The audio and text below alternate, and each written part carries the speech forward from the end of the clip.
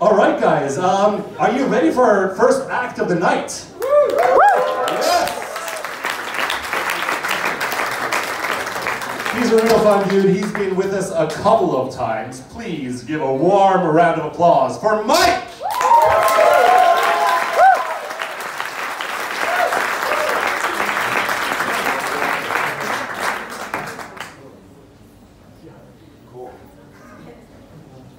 Okay, so, for those who don't know me, I'm Mike. This is my third stand-up ever. And since I'm doing this, and it's like relatively new to me, I figured I'd like say how it feels to me. So, stand-up now, to me, feels mostly like school when you're a kid. You know, you're like in school, you're super young, you're super happy, you go and sit in your bench and try to be anonymous, you know, it's basic. And then the teacher calls you up, and I was like, hey you, what's your face? Come in front of the class, right?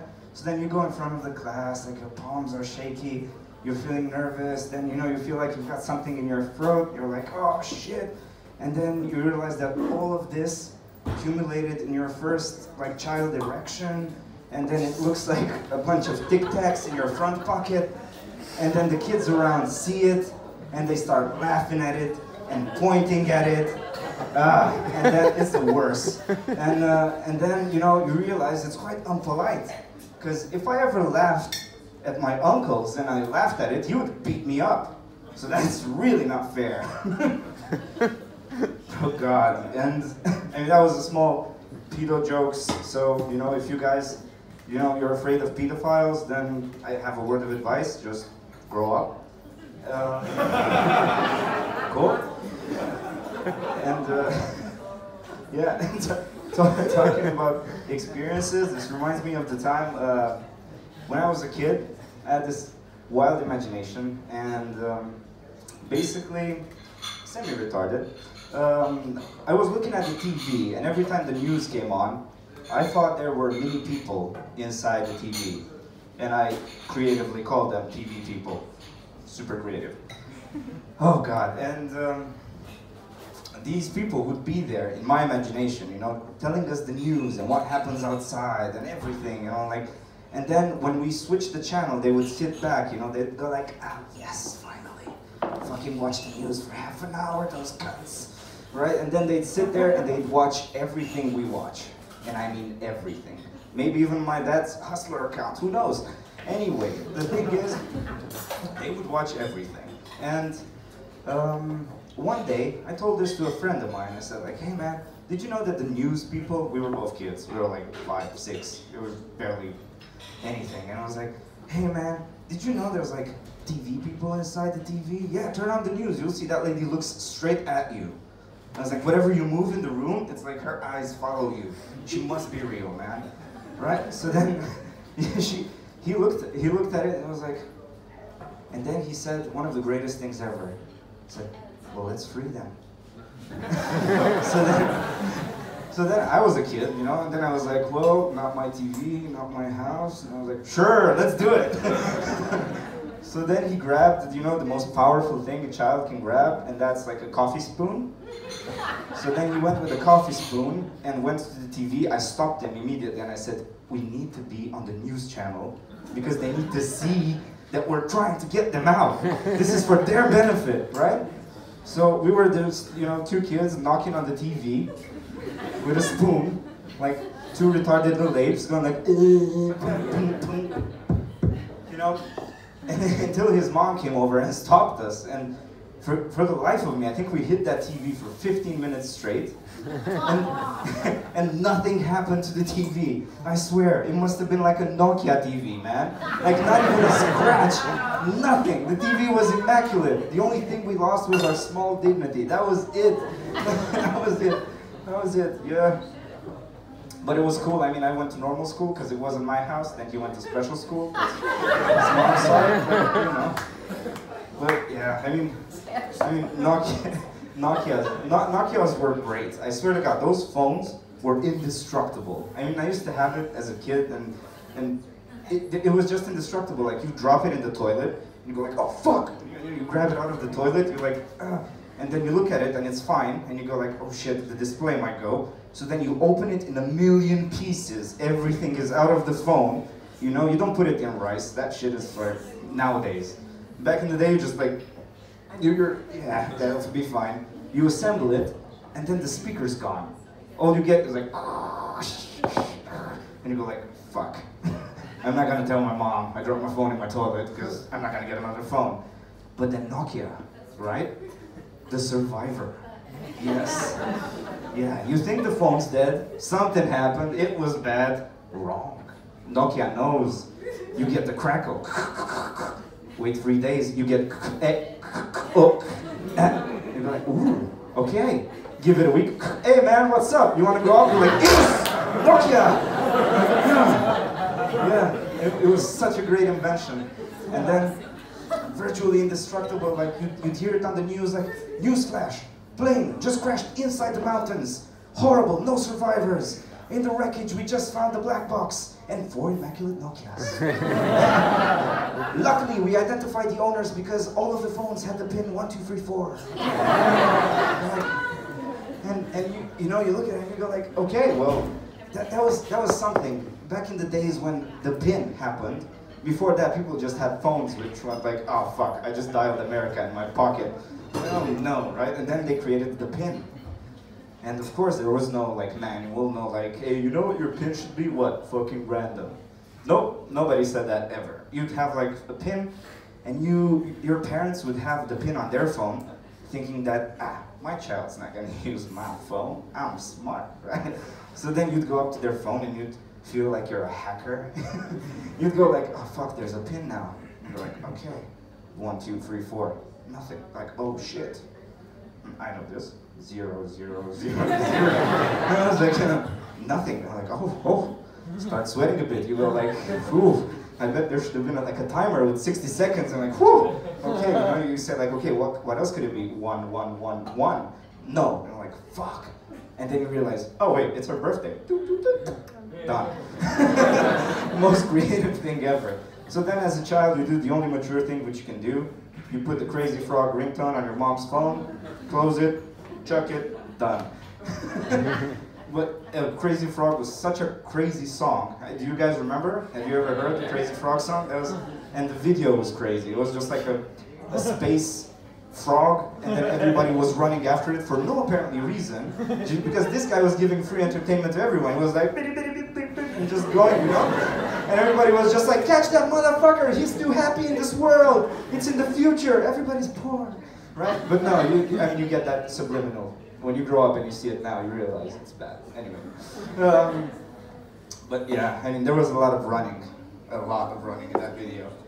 I mean, this reminds me of the time that I used to run. I know I don't look like it, although I have the body of a god. Unfortunately, it's Buddha. Yeah, so yeah, I used to go to the gym. I used to do punching box training, and I had like the cool gloves and like the prepare kit and every shit like that, everything. And I used to like do all the nice moves and like study the YouTube videos, you know, like you do that little gay dance with your legs and you're like, yeah, I got this. Until I practiced next to a mirror and I realized if Rocky was fat, that would have been a comedy. And I was like, okay, that's bad. I was like, no. And, you know, then after that, of course, because you know, kind of like do all of that work, you have to do a bit of cardio, so then I went to the treadmill. Another fucking insulting thing in this planet, right? I get up to the treadmill, you know, and you start it, and it's that simulation of a road that keeps going. If you ever look at the screen, some of them have screens, and there's like this software, and it shows you a road that's going. It's so insulting that when you look at the road, there's no no bouncing, no anything. So it's probably just a fat guy sitting in a golf cart with a beer going like, I better get paid for this. You know, and then, or even worse, maybe a drone. Maybe he's even at home on the couch. He didn't even get up to get in the cart, right? And then you'd have those insulting videos and you get up and you go like, okay, let's run. So first, you know, you run, then of course you see the mirror again, you realize you look like a fucking fluffy hamster running in that ball, and you're like, fuck it, I won't let this affect me. It was like, yes, goals, gains, and you keep running, and you keep running, Then you get to stage 2, and from a hamster, you become a troll. You go sweat, you go like, and then you just keep doing this, and you can think of the food you're gonna eat because of all that effort. You just gotta put everything back, and you're like, and then you go to the last phase, which is the zombie phase, when you basically don't feel your body anymore. You're just like sprinting somehow. You're like, how is this happening? But I'm getting miles anyway. You look around and you go like, the zombie phase, right? And then you look at those people next to you, machines. None of them are human. They're all like, oh, you know, nothing. It's like, not even like a sympathy thing, like, oh honey, the fat man is dying. Nothing, like literally nothing. They just like, don't give a fuck, you know? And I bet somebody else went through this, like maybe somebody famous, somebody from Hollywood, you know? They'd be doing their little shit and all sweating, going, and then they'd look around, and then they'd see this man lift like 100 kilograms, going like,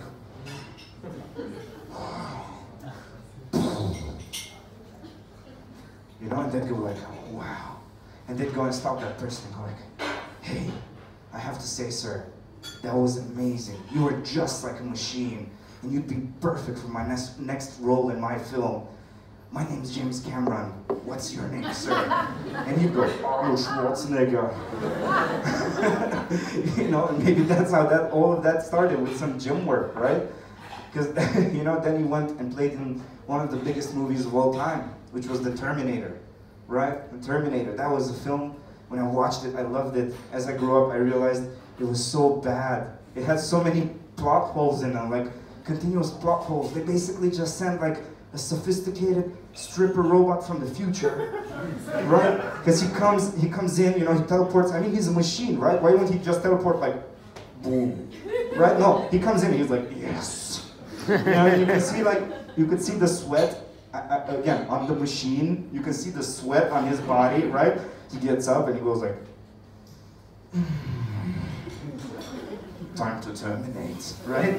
I mean, come on, it was just ridiculous now that I see it as an adult. And then this guy was supposed to be the most sophisticated infiltration unit killing machine, but what does he do? He goes around and goes like, hello, do you know Sarah Connor? Right? and then the guy goes like, oh yeah, man, she's right. Breaks neck, search continuous. Like, he wouldn't even wait for the guy. Maybe that guy actually had valid information. He would be like, yeah, man, she's there, don't come. And like, again, search continuous. Right? And then that's all he did. He killed. He didn't infiltrate shit. He was like, you know, a mall full of people. You know, he'd walk by, he goes like, Connor resembles Sarah Connor. Get down. You know, he did like fucking shoot and kill people and crazy, right? I mean, I would have pictured that movie in a million ways. I think in 99,000 of them, she would have died instantly, right? She would have been like, done. But no, what they should have done, they should have turned it around. They should have made it into a romantic comedy. You know, like a romantic drama. You know, like, she's a girl, a teenager named Sarah from the big city, having dreams as a waitress. He is a sophisticated killing machine from the future with a big heart. Right? And then, you know, he'd meet her in a coffee shop and be like, how you doing? You know, and then, you know, she'd be like, oh my. You know, or, you know, that's my own voice, I guess. That came out weird. Anyway, so, you know, she'd say that, you know, and they'd be like together, and then they'd be together like forever. He wouldn't age, you know, and then she'd die of old age. You know, probably while she's dying, you can hear two kids beating on a TV screen somewhere. You know? And then she's like dying, and then he turns off to the camera with tears in his eyes and says, infiltrated. Right? Mission was like Terminator, right? She never had a kid. He was never born because he couldn't have kids, you know? And it was like, that would have been it, you know? Celine Dion would have started singing, my heart, you know, all of that. She would have been perfect, you know? It would have been perfect, but I guess that's, you know, that's like the main thing of it from movies. Like, movies influence us quite a lot, like the culture and everything. And you can look at movies and you realize that everything is affected. Like Matrix, right? You had Neo dodging bullets, going like super cool. Nowadays we do that, but we dodge problems. I was like, hey, there you go, new task at work. And you go like, nope, not my job. You know?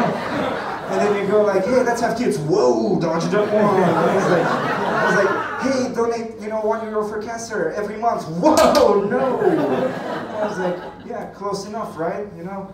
And then think about it this way, you know? We started melting glaciers. We accelerated global warming. God forbid we lose another Jack like Titanic, right? No more glaciers. And the pop culture is huge. It's huge. It influences the way we dress, the way we speak. Like, you know, like, it's obvious. I know, right? How you doing? It's exactly the same thing. It influences everything. Cool. 1 second. I have to get some water in this. This doesn't run only on beer.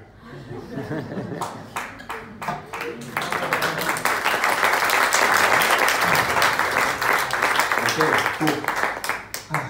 And as I was saying, it influences everything that we have in our society. I don't know how many minutes I've been on, so I think I'm just gonna call it quits. I don't want to be too long. We have this amazing comedian afterwards, and I hope you guys enjoyed it. And peace out.